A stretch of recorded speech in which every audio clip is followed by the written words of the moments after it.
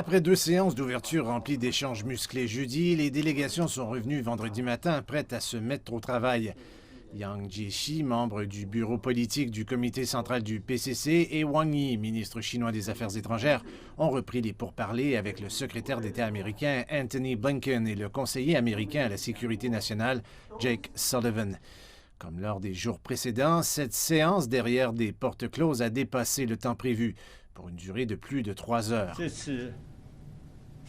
Cette fois, le dialogue stratégique était direct, franc et constructif. Il est très propice aux relations entre les deux parties. Mais il y a des différends majeurs entre les deux pays. La Chine va sauvegarder sa souveraineté nationale, sa sécurité et son intérêt à se développer. Le développement de la Chine est une tendance irréversible. Après la rencontre, Antony Blinken a déclaré qu'il savait que les sujets de discorde seraient nombreux en ce qui concerne le bilan de la Chine. Le Xinjiang, Hong Kong, le Tibet, Taïwan et le cyberespace. Il n'est pas surprenant que lorsque nous avons soulevé ces problèmes de manière claire et directe, nous avons eu une réponse réfléchie. Mais nous avons également été en mesure d'avoir une conversation très franche au cours de ces nombreuses heures sur un programme très large. Sur l'Iran, la RPDC, l'Afghanistan, sur le climat, nos intérêts se croisent. Yang Jiechi a mentionné l'appel entre le président chinois Xi Jinping et le président américain Joe Biden plusieurs semaines après son élection comme un exemple de l'amélioration de la communication et du dialogue.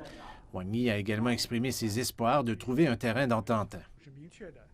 Il n'y a pas d'ambiguïté sur les normes des relations entre la Chine et les États-Unis.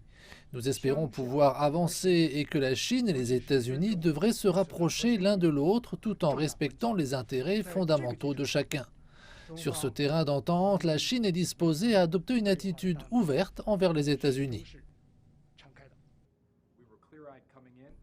Nous comprenions la situation avant de venir, nous comprenons la situation à la fin, et nous reviendrons à Washington pour faire le point sur où nous sommes.